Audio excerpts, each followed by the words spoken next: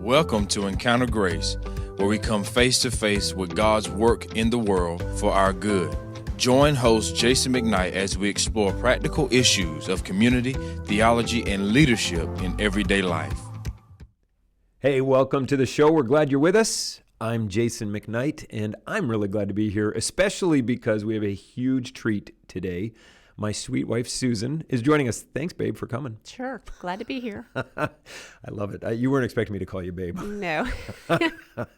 Well, we've got you here, as we've done in the past several times, to talk about parenting and to talk about what you have been reading in parenting. So I'm very excited about today as we talk about this simple book called Age of Opportunity by Paul David Tripp. And I'd love to get you telling us a little bit about it right away, and then I'm going to ask you some questions. Great.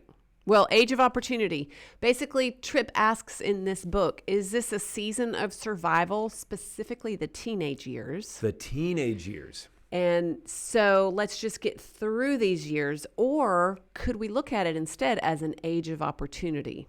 Because we all know the teen years are hard, right? Yep. You live through them, I live through them. Probably every person watching this has lived through them. If not, kudos. Very few toddlers to you. watch this. Yes.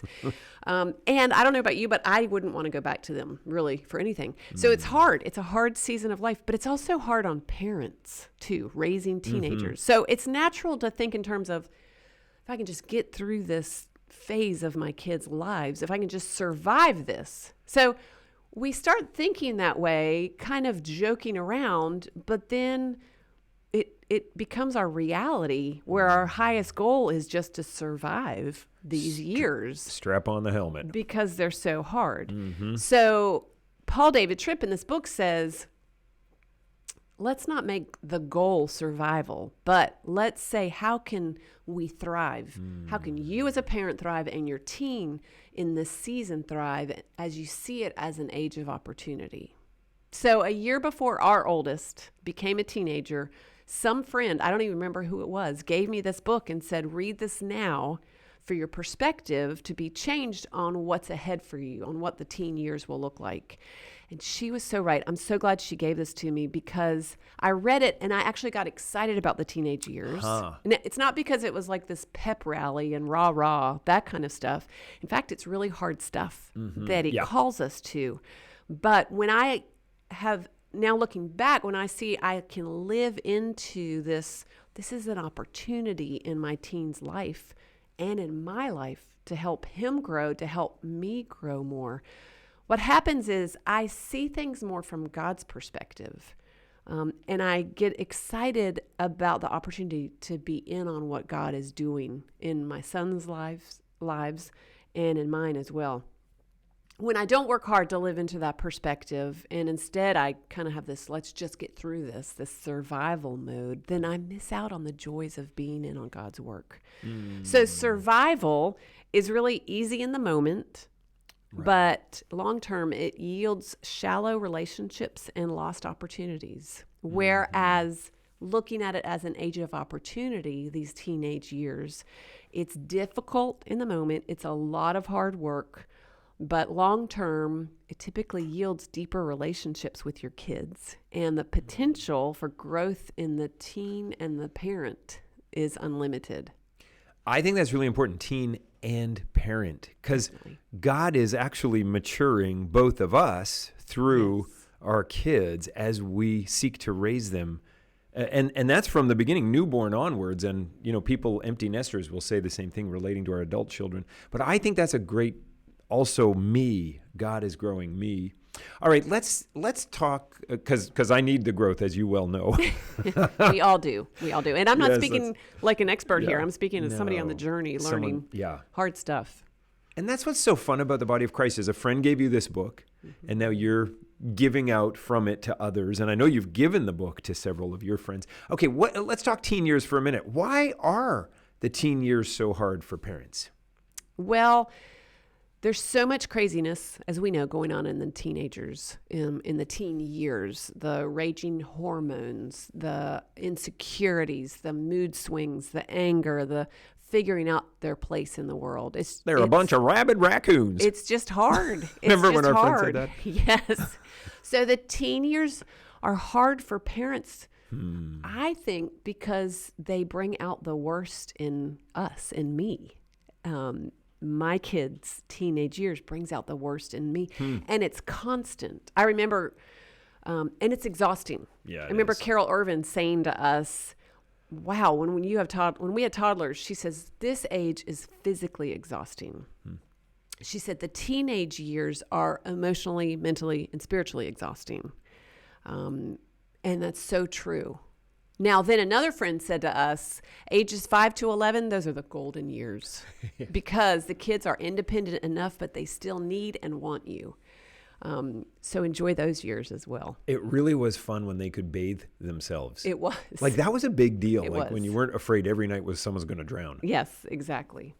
But so teen years are hard for parents, I think mostly because it exposes the wrong thoughts and desires in our hearts in a big way.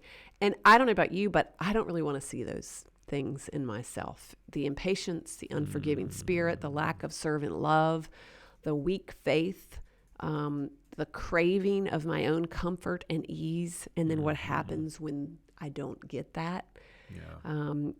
Tripp tells a story in the book of a father and son who met with him one day. They came into his office to meet with him, and there was so much tension in the father and son relationship from the moment they walked in the office. There's no tenderness, obviously, between the two in their relationship. There was this tense distance between the two. And at one point, the dad got up to talk to his son. They were talking about his grades. And the dad got up and he stuck the failing report card in the son's face. And he said, "How dare you do this to me after all I've done for you?" Wow. So to the dad, the bad grades were really a personal affront. This was not the way it was supposed to work. The dad had done his job, right? That's kind of what he was seeing it. Now the son needed to do his.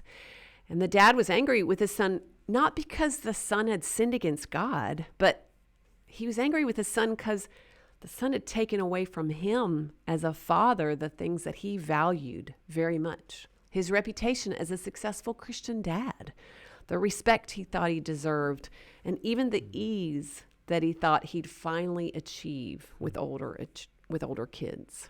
So it's a drastic example, a true one, but a drastic one. And yet, before I walk away saying, that dad is pathetic, have I not thought that too? I mean, honey, have you not thought that? Like, how dare you do that to me? Yeah. Maybe it's not with grades. Maybe it's something stupid our child did. Maybe it wasn't even that phrase we used, but really, haven't we all gotten bugged at our kids because they spoiled our vacation with their whininess, their fighting, their ungratefulness? How did you handle being bugged?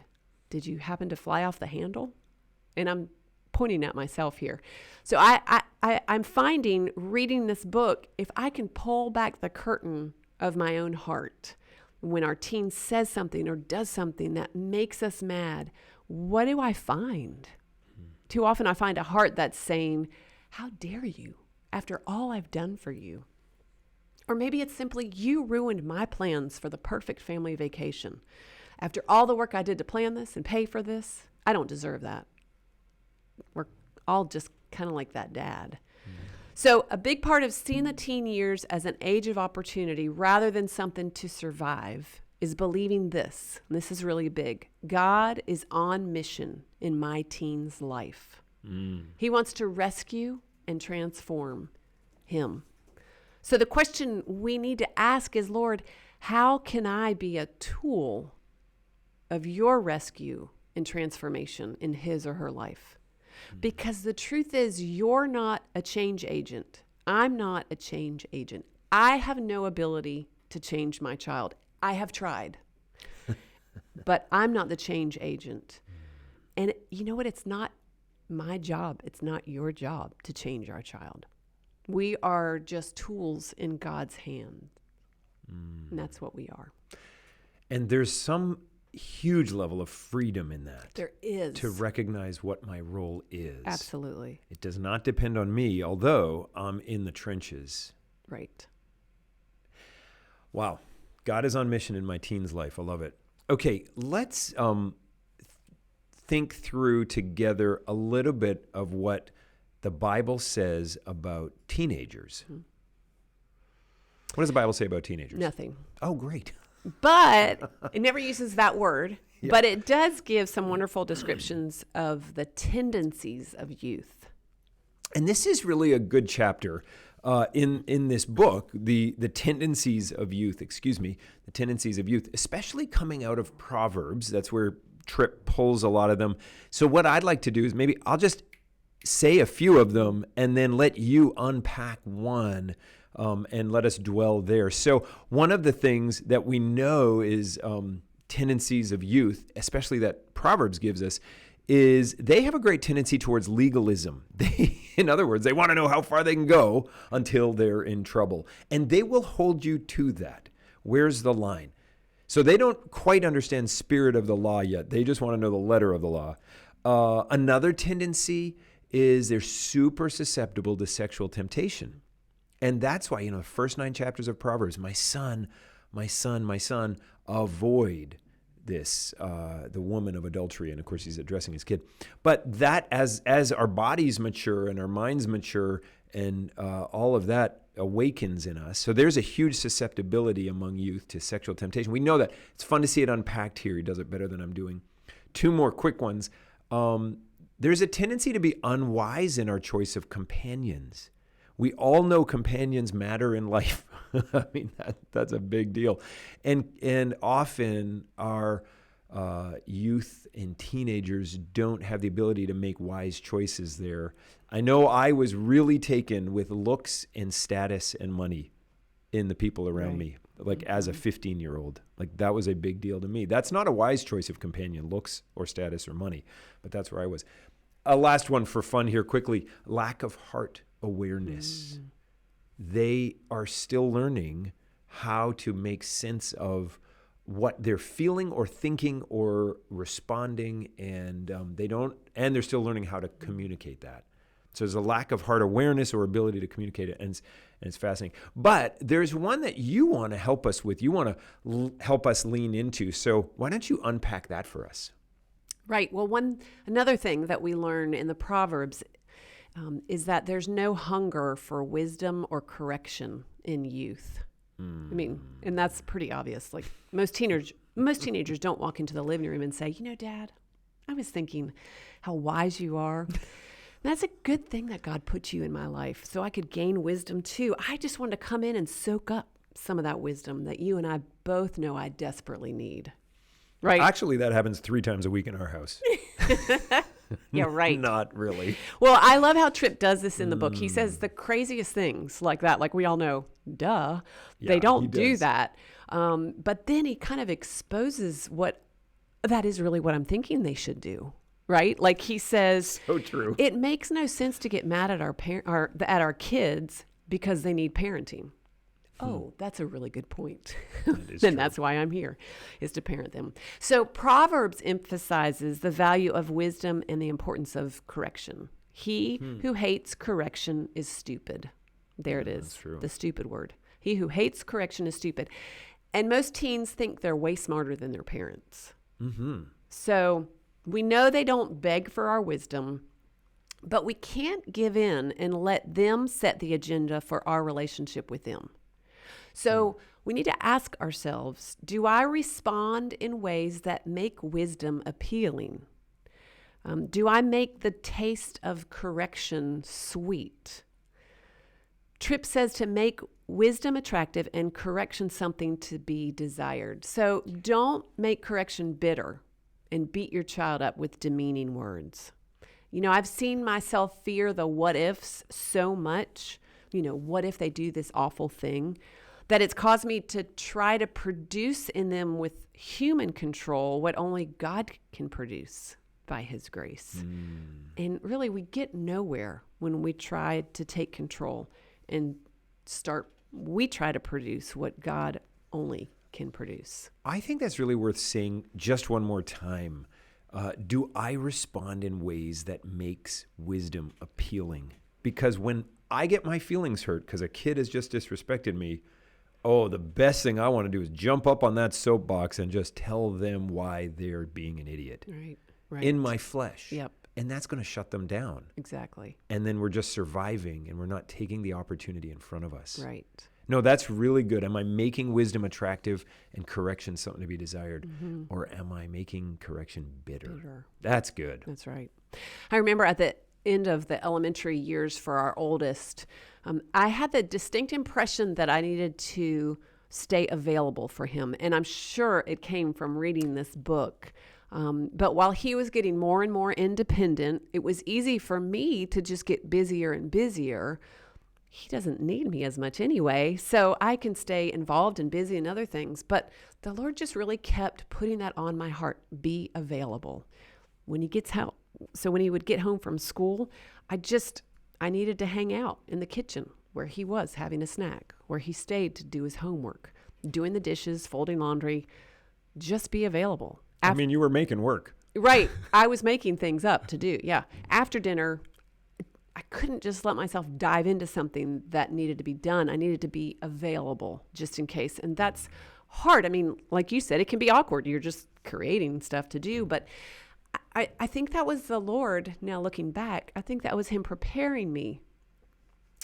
Because then when Andrew hit middle school, that's when he started pulling away. And that's what Tripp says. That's what teenagers naturally do. They tend to build a moat around themselves. They want to stay in their rooms more. They want to do their own things. And parents just kind of accept that because, well, that's what teenagers do. And he doesn't want to talk to me. Okay, we won't talk. But this is the time where significant things happen in the life of a teenager. He was never meant to deal with those things alone. So they need us. He needs us.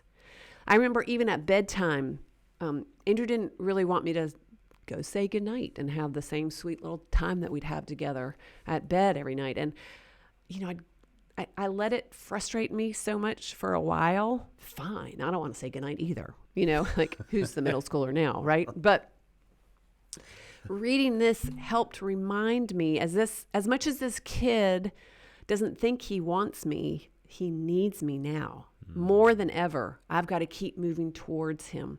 Even when he puts that arm out to stop me. As Tripp says it, we have to enter the world of our teenager and stay there. Enter the world of our teenager and stay there. Because even though it's natural as we grow to build the moat, to be more independent, to be on our own, and to draw away, and those are natural things. That's not just sheer teenage rebellion. That's what's supposed to happen. It doesn't mean we just go, hey, all right, I'm going to take on another project. It's we still need to pursue them, is what you're helping us with. So we still need to enter the world of your teenager and stay there. Enter their world and stay there. How do we do that? Well, I think you just said it well. We need to pursue them. We've got to pursue our teenagers, even when they act like it's the last thing they want. So how do we do that? Well, daily expressing our love for them. Oh, they love that. Yeah, they love that. And they give it right back. I mean, it's just a beautiful moment every day. But daily we need to do that. You reminded me this morning of a friend of ours. I was in the parking or the driveway of a friend talking to her when her teenage son was driving off. And at the end of the driveway, he yells out across the front lawn, "Bye, Mom, I love you." And she didn't go screaming after him to say, "You forgot to say you love." He just did that. Well, it was obvious that that was just said a lot in their home for that to be such a natural thing for him to do. But are we daily expressing our love for them? We don't have to go overboard. Right. I think another thing we can do is don't ask questions that can be answered yes or no. Ask questions that require descriptions or explanations or self-disclosure. Now, in another podcast, we've said, to me specifically, don't ask too many questions and constantly ask and get them to try to keep talking all the time. There's a time and a place, but I think too often we revert to, well, they don't want to talk anyway, but we do need to keep pursuing them in this way, asking questions, getting to know their world a little bit without going overboard with it. And the key is it's not a yes or no question. It's one that invites self-disclosure. It's open-ended. Exactly. So did you have a good day at school is just yes Right. or no. Right. But hey, tell me something that happened today. It's just an invitation, and they can share a little or a lot, but you're drawing them out. Right. That's good. That's right. Another way we can keep pursuing them is don't relate to them only during times of correction. It's very easy to slip into this, I find. But we need to keep relating to them just in all of life in general. Keep relating. That's why I think family dinners are important. Things that you're doing regularly as a family, so you're not just relating around the things that have to be done or the things they've done wrong, but you're enjoying all of life. Don't only catch them doing things wrong. Catch them doing something right and affirm them and encourage them in that. Pray daily with them, even if it makes them uncomfortable. Always find them in the house to give them a warm good night before they go to bed. That doesn't seem huge, but that's just a little thing. Yep. I remember Jimbo Perry saying that he just would always tuck the boys in at night, no matter how old they were. even if, like Andrew, they didn't want it. Right. Just Right. dance that one carefully. That's right. Yeah. And then finally, enter their world and stay there. Kind of summarizing all of it. Yeah. Enter their world and stay there. Don't let them view you as being outside their functional world. Teens are going to reject grenades of wisdom and correction that are lobbed at them from afar by someone who has not been on site for a long time. So enter their world and stay there. So what I kind of looking at this book overall, what I see Tripp does is everything that happens, instead of figuring out what do you need to do to change your kid, he's really helping us learn how to look inside and how to change me, because that's going to help so much more in knowing how to deal with them. And the reason is because we can't control our kids. We can only control ourselves. Boy, and isn't that all of life? Yes. We can't control anyone else, but we can and must control ourselves or ask God to control us. It seems like if I can't control them, but I can control myself, the number one thing I need to start controlling in me is not shrinking back from them, but pursuing them, entering their world, like making that, not control. I mean, now it's the wrong word, but the idea of, okay, if I'm taking responsibility for my lifestyle, actions, conduct, what I'm spending my time when I'm with everyone, Right. let me move towards them. It's even interesting, like, Daniel, our second, he doesn't love board games, but every once in a while I'll say, you want to play checkers? You want to play chess? And half the time he says no, but half the time he says yes. Well, I could have just made that decision. He hates board games. I won't even ask. But at least once in a while we sit down and play, which is just a tiny little example, but I could have made the decision for him, but I'm stepping into his world. I'm saying, oh, I'll try it anyway. I'll see what he says. Well, all right. So the whole idea of not being able to control others, only control us, entering their world and staying there, this actually leads us to a really, really important insight that is good from Tripp and for us, and that you flesh out well. And I'm excited to kind of move to this part. If we're going to enter their world and stay there, here's a really great realization of, wow, the fact that we all inhabit the same world is this. Every one of us in our household needs God's grace in our lives. We need the gospel every day, both parents and kids. And I think sometimes as a parent, I think I'm up here and I got to get my kids who are down here up here with me. And so I'm the one that can draw them in.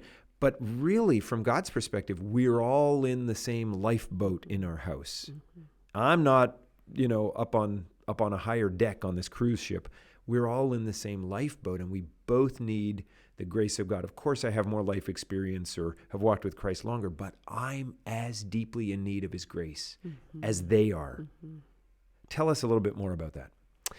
Right. Well, we know the gospel is good news. Romans 6:23 tells us that what we deserve for our sin is death, but God has offered us this gift of eternal life through Christ, his death on the cross. That is great news, and we're all desperate for it. But the gospel doesn't end there. And I think a lot of times we think it does. But see, the gospel can intersect and bring help and hope and healing to every aspect of our lives if we let it. And I think that's why I love Tripp's writing so much, because he makes it so obvious how desperately we need the good news of the gospel in every moment of our day, in every interaction with our kids. And he shows how simple that is and yet how hard that is. One time the Lord allowed me to see my need for the gospel was through a hard conversation, a hard interaction with one of our guys. We had decided to give one of our boys a gift that he had wanted for a really long time. And we had said no for a long time, but now it was the proper time to give him that gift. And so we picked it out, and I was so excited to give him this. We looked for the right one. We took great care to wrap it. I was so excited. You took great care to wrap it. Yeah, I did. You didn't really care about that. I was so excited for days leading up to this. I could hardly stand it. He was going to be so excited. I just knew he was. And the day finally came, and he was in the living room reading. And we surprised him by walking in, sitting down and saying, "Hey, we've got something for you." So we gave him the box. He opened it up. I could still feel myself holding my breath like, this is going to be great, waiting for his excitement. And instead, he looked at the box after opening it, and he said, And he put it down on the table right next to him, and he kept reading. So I was floored, to say the least. And then after a few seconds, he said, "When can I trade it in for a better one?" So by God's grace, in that moment, you were there, and God gave you what needed to happen because you stayed calm and you stepped in before I could blow my top, and you answered that question really vaguely without any kind of commitment. And I'm good at non-committal answers. I just could not believe what happened. So I eventually was able to pick my jaw up off the ground and get out of there. But I was furious with him. Everything in me wanted to scream at him for the ungrateful heart he had. I just was like, he is spoiled. He's selfish. He's so entitled. Somehow I made it through the rest of the night. I got in bed. I didn't sleep a wink that night because I was mad. I got up early the next morning since I wasn't sleeping anyway. But I just was devastated. How have we done such a bad job raising this kid? We've created this monster. Spoiled, selfish, ungrateful, I mean, throw them all out there. Yeah. So I grabbed my journal that morning and I write out my prayers to the Lord. It helps me think better and it helps me focus better and figure out what I'm really feeling. And I was writing really hard, just so mad and just going off on what this child had done and telling the Lord everything. In between all my ranting and raving, I said, "Lord, you've got to help me know how to respond. I mean, I still just want to scream at him. How do I help him get this?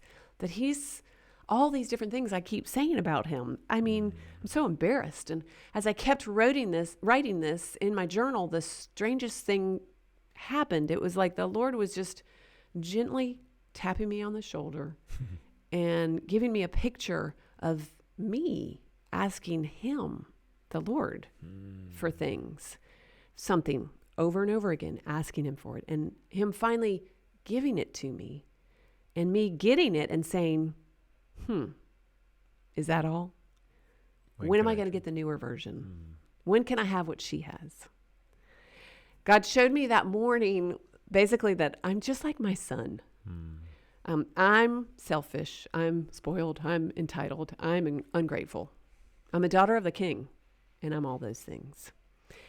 And here's where the gospel intersects, because God has blessed me with so much, and I glance at it, and I say the same things that this son said and did the same things. And so I just wept that morning because I was so broken, seeing how sinful my own heart was.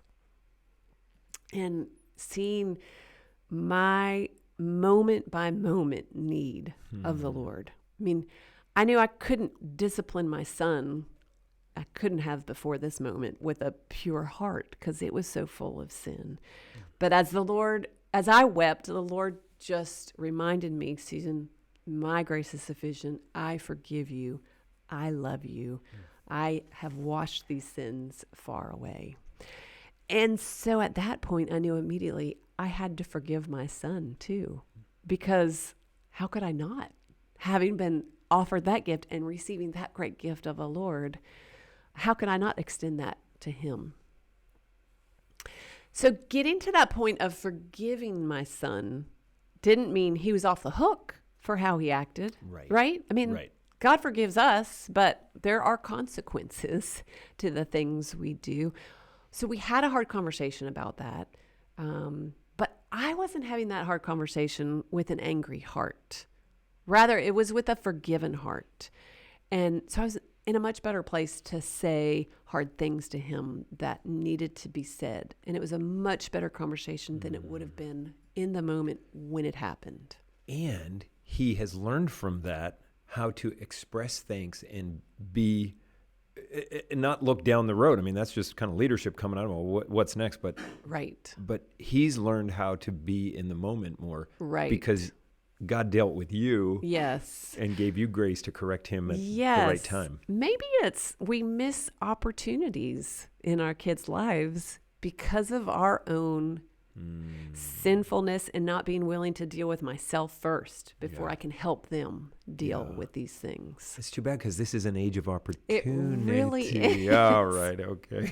So here's the great news, and I've just heard this again this week with a fresh ears. But we don't have to wake up every morning and load our kids on our shoulders as this huge burden that we've got to figure out how to carry. Because God carries them. I am not the change agent as a parent. You're not the change agent. We have no ability to change our kids. It's not our job. But we are a tool in God's hands. Yeah. And so we need to learn how to be that tool that God is inviting us to be. And I think the best way to learn to be that tool is by pursuing God personally, asking him to grow me and to keep changing me. And then out of the overflow of that will come a great work in our kids' lives. And as we come alongside them with the glasses on that these teenage years are really years of opportunity. I mean, it's an age of opportunity. It's not going to be easy, but it's going to be so much better than just surviving. Oh, that's great. God is on mission in their lives. That paradigm change is everything. Enter their lives and stay there. That's such a great handle. And we're the tool that God is using. We're not the workman. Right. We're the tool. Like the Holy Spirit will give us as we keep ourselves open to him. And thank you for sharing that. Even that one story about, God doing a work in your life. I was thinking, wow, I'm glad she didn't ask me to share somewhere where I was all over the map, because it's true. I feel like that all the time. Well, look so you read this book. I mean, just to wind up here, you read this book before our kids entered the teenage years. And now we have an 18-year-old senior in high school and a 16-year-old sophomore. And I reread it every few years. You reread it every couple of years. And you kind of reread it over the last 3 weeks as I said, hey, we need to get you talking about this. What fruit have you seen just right now in our lives? What simple joys have you seen at home and in our relationships? I think just the relationships, just the fun of an openness in the relationships that is such a joy. And because of the ups and downs of the teen years, I could see hearts hardening at different times praying through that and working through that, whether that's my heart or their hearts, and then being able to have fun and tease each other, even teasing each other about hard things that have happened in the past, has been really healthy for us as a family, because we all know, well, we've all just made mistakes before, but it ends up being a lot of fun and a great thing. Yeah, and you really have been such the glue in our house. It's just very, very fun because you kind of navigate all three of us boys. And sometimes I'm like a 16-year-old too. Pray for me. No, Pray for you is so right. Fun. And if you haven't, everybody out there, if you have not seen Susan and Daniel on the 3-minute video on Daniel McKnight's YouTube, it is hilarious as he interviews his mom. Well, the book is Age of Opportunity, a biblical guide to parenting teens. Paul David Tripp, a well-respected thinker, theologian, pastor, and counselor. We love him. And thank you, Susan, for breaking it down for us in bite-sized pieces so that in 20 minutes, half an hour, we can, if we don't get to read the book, we can learn a little bit to be a better parent of teens. And those of us who aren't quite teenage parents yet, parents of teens yet, we can start looking forward to that age. That's right. Forget the world saying it's just survive it, put your helmet on. God has great work to do. Thanks for joining us. I look forward to being back with you again. See you next time. This is a ministry of Grace Fellowship Church in Kinston, North Carolina. Visit gracekinston.org or follow us on Facebook and Instagram.